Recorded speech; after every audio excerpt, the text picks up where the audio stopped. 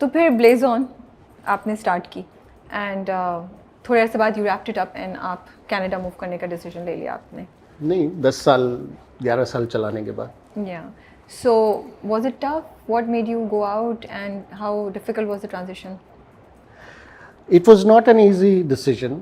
और उसके बाद बहुत सी बातें भी हो रही थी जो आपको शायद बहुत अरसे तक भी फेस करनी पड़ी। हाँ वो ऐसा ही है, लूट के ले गए, खा गए, ये कर दिया, वो कर दिया, सारी चीजें। If you're okay to talk about it, we can skip this also. Absolutely, we can talk about anything. There's nothing to hide. क्योंकि आप सॉरी मैं आपको कट आपकी एक स्टेटमेंट बहुत इंटरेस्टिंग थी। आपने कहा पाकिस्तान में हमें पता ही नहीं है कि बैंक्रप्सी को कैसे हैंडल करते हैं। We don't have the system and we don't have the awareness. और ये चीज़ मुझे बड़ी इंटरेस्टिंग लगी, तो इसलिए हम इस चीज़ को भी टच कर सकते हैं। बिल्कुल कर सकते हैं, और आई थिंक ये हम एजुकेशन दे रहे हैं जी एग्जैक्टली। जो education it is not to create sensationalism और to put it is maybe there are people who are in the same position but उनको कोई गाइड करने वाला नहीं है, and they are thinking about it, yeah and they don't have the guidance, you know, and it जरूरी नहीं कि वो entertainment से ही हो, that can be any company, you know। और वो इश्यूज हैं कि आपके पास या तो आप अपने आप को हैंग कर लें, सुसाइड कर लें, या आप इस गिल्ट के अंदर मर जाएं कि मैंने लोग, इट्स बिजनेस, जहाँ लोगों ने करोड़ों आपसे बनाया, उसी तरह दे हैव टू रियलाइज के सिचुएशंस किसी भी कंपनी में हो सकती है। और सारी दुनिया में उसका एक तरीका है कि अगर आप ऐसी सिचुएशन में, that is not the end of life, the life begins even after that, life keeps on going. आप उसकी जीती जाती एग्जांपल है, बिल्कुल ऐसा ही है। और लेकिन ये है कि उसके पास उस वक्त हमारे पास ऑप्शन कोई नहीं था। फ़र्क ये है कि मैंने खड़े होकर फेस किया, मैंने कहा कि जी ये है। उसके बाद मैं चला गया, 10 साल नहीं आया Pakistan.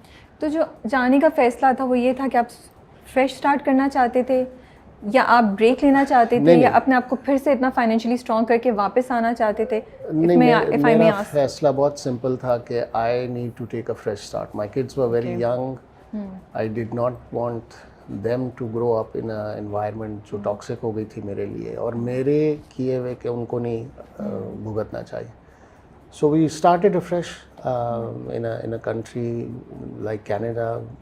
I will always be grateful कि उस मुल्क ने हमें बहुत चीज़ें सिखाई हैं, हमें, हमारे बच्चों को, और वो चीज़ें जिनसे शायद, और एथिक्स सिखाए, सबसे इम्पोर्टेंट एथिक्स सिखाए हैं, टॉलरेंस सिखाई है, रिलीजियस टॉलरेंस और पॉइंट ऑफ व्यू दूसरे का सुनना और एक्सेप्ट करना।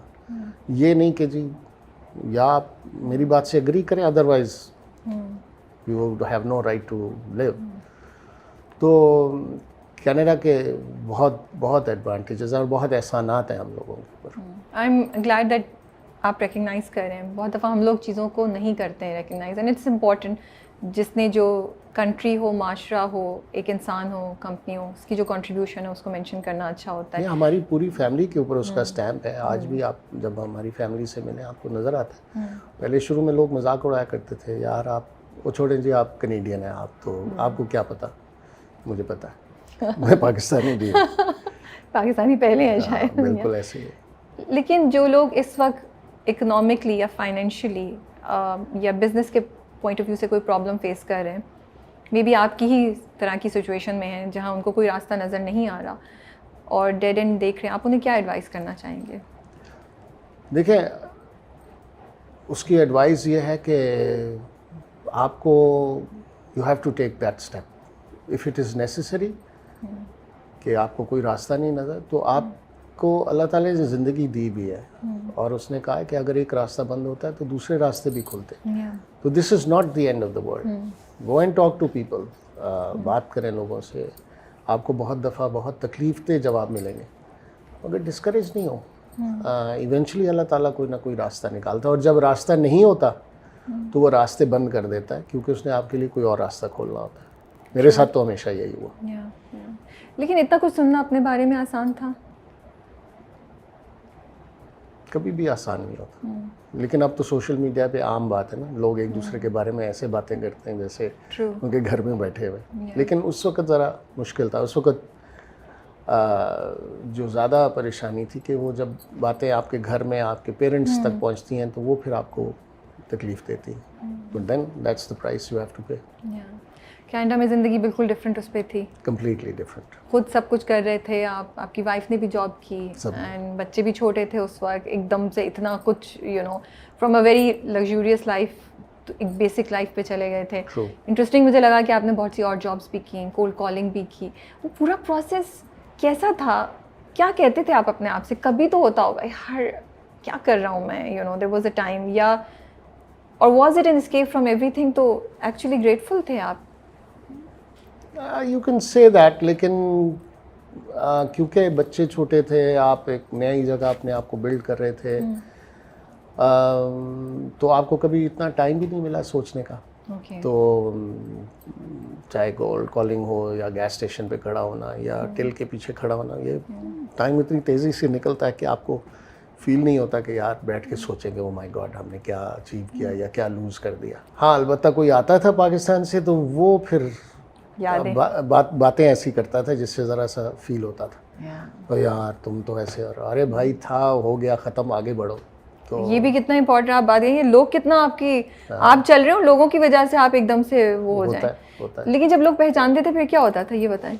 क्योंकि उस वक्त तो तन्हाइयाँ भी हो चुका होगा. तो बहुत सारे लोग तो यकीन भी नहीं, तन्हाइयाँ तो गुजरे, बहुत टाइम गुजर, लेकिन वो पहचान तो हाँ वो पहचान है. और उसके अलावा भी आपके प्रोजेक्ट माशाल्लाह से you were a known face. तो बड़े फैंस मिलते होंगे. मिलते थे हम लोग. खैर जिस सिटी में थे वहाँ पाकिस्तानी इतने नहीं थे, तो वो कभी कभार ऐसी सिचुएशन होती थी और वो हैरान होकर देखते रहते थे बस. कभी तो आके पूछ लेते थे. और उसके अलावा उधर कम्युनिटी बहुत छोटी थी पाकिस्तानी से. अच्छा, हम निकलते हैं तो कभी कभी हम चाहते हैं अपनी कम्युनिटी के आसपास ही रहें. आप टोरंटो से भाग के वहाँ पहुँचे जी, राइट, कि मुझे कोई देसी नजर नहीं. नहीं, देसी की बात नहीं थी. I didn't want to live in a big city. Okay. हमारी ख्वाहिश शुरू से थी कि हम ऐसी सिटी में रहें जो कि ओपन हो, ऐसे उसका आउटडोर कमर्शियल इतना नहीं हो, आउटडोर्स उसमें ज़्यादा हो. तो ये कैलगरी इस हिसाब से खुद चूज़ किया हुआ था. तो देसी का इशू नहीं है वो तो, और अपनी कम्युनिटी का हमेशा एडवांटेज होता है. लेकिन ये है कि यहाँ ये ऑन पर्पस डिसीजन हुआ था कि हम लोग वहाँ रहें. अच्छा, फिर पाकिस्तान आने का डिसीजन कैसे हुआ? 10 साल आप रहे कनाडा में. हाँ, वो भी बस कुछ ऐसी सिचुएशंस, बिकॉज ज़ाहिर है जब आप 10 साल नहीं आते तो बहुत सारे लोग ये समझते हैं कि now you are gone case, तो जो चीज़ें आपकी यहाँ हैं वो कहते हैं अब हमारा राइट है.